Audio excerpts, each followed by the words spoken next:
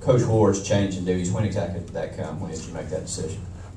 You said you moved him up a little bit with more pass defense responsibility. Yeah, just gave him a little promotion. Why don't you sort of be? I mean, Coach Johnson's in charge of everything, and I'm in charge of everything: offense, defense, and special teams. But he's a secondary coach, and just give him a little. I mean, Sean Elliott's run game coordinator. Let's make him pass defense coordinator. So yeah, he's fine with that. So we gave him a little tentative pass defense coordinator. So right now his group's bottom of the conference, and we're hoping it's going to get better. He got him while they were on the bottom, so sort of like President Obama, give me a little time, to get this thing sorted out. So we're going to give him a little time to get it sorted out. What are your thoughts about thinking of the teams played out in competition for that play teams to break the win again? Play to the level of our competition? Yes. Yeah, I don't like it any more than our Gamecock fans do. I wish we could put teams away when we were in position to do that. But it seems like we become careless and allow them to get right back in the game. And it obviously cost us one this year where that happened. And it could have cost us one Saturday. Fake punt, that's poor coaching on my part. And we had no guy covering the in run. And I'm over there yelling, watch the fake. Of course, I watch that about every time they punt from midfield, especially when you have a 2-touchdown lead. But we had a return on, and that was just bad coaching on my part. So hopefully we'll get that straightened out. Coach, you mentioned possibly getting Gilmore in there and Sean there. Is the execution of the general offense allowing you to look at putting in some trick plays? You mentioned in the past too that you were kind of afraid to use them because the offense wasn't executing the regular plays.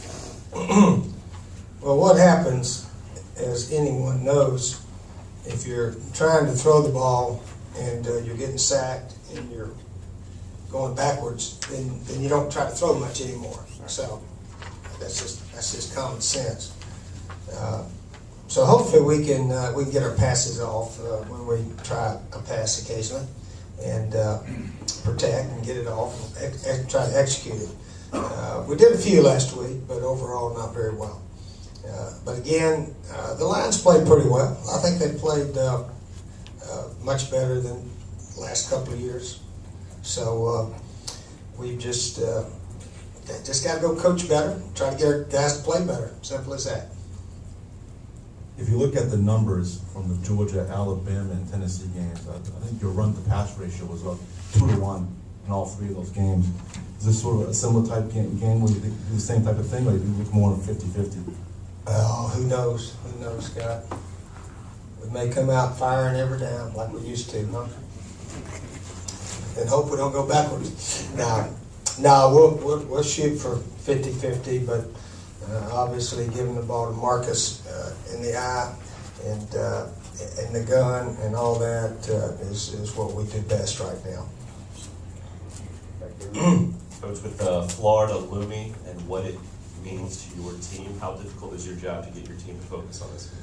We just talked briefly about it yesterday, that this is Arkansas week, and next week we'll talk about the Florida game. We all know what that's about, and we'll wait till next week to talk about it.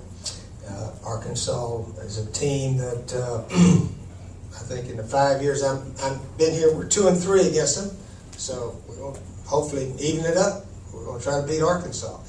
And like I said, our guys, believe it or not, set a goal of winning all the home games. And we actually thought we had a team that could win all the home games this year. And when the captain said that to me, I said, we play Alabama here, don't you? Well, Coach, we think we can beat them. Well, okay, we'll put that goal on our list to try to achieve, and we'll see if we can do it. So that would be neat. I don't think South Carolina's ever won 7 home games, have they?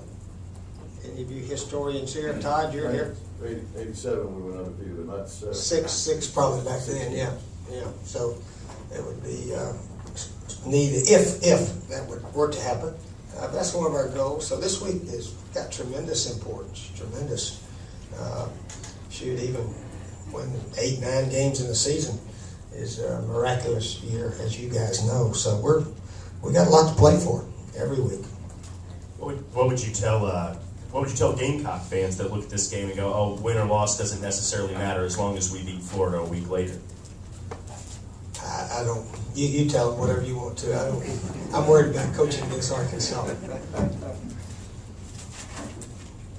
What accounts for Marcus's ability to avoid traffic in the middle there, to wiggle through as many bodies as he does? Well, obviously he's an outstanding back that has natural vision. He obviously makes cuts that he doesn't think about before he does it. He just does it, and that's what the great ones have the ability to do. And there's some small holes, and it seems like all of a sudden he's coming out the other side, like the other day. But again, we actually blocked pretty well those in the fourth quarter. We gave him a little crack. A lot of other times it wasn't very far. There wasn't much room for him to run. But the line did a good job in the fourth quarter. We didn't do real great down on the goal line. We had to sneak it in with Stephen Garcia, but Marcus got behind the wad and drove it in there. He's a powerful kid that even when he's not running, he'll help push a teammate in the end zone. The defensive lines had a pretty good year. Where does this D-line rank among all the D-lines you've had in your coaching career? Oh, I don't know how they rank overall, but they have played very well. And I think Coach Loring, a lot of people finally recognize that he's one of the best D-line coaches in the country. His guys play hard, they're in good position, they know what to do. And our D-line, I think we're leading the conference in sacks, even though we're not very good on pass defense, or haven't been. And we're number one in run defense. So those are some pretty good stats for the D-line coach. He needs a raise next year, that's for sure.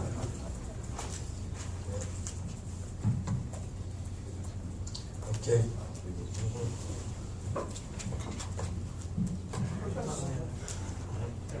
Coach, how certain are you about the success this team has had this season? How certain? We're not certain about anything. We've been 6-2.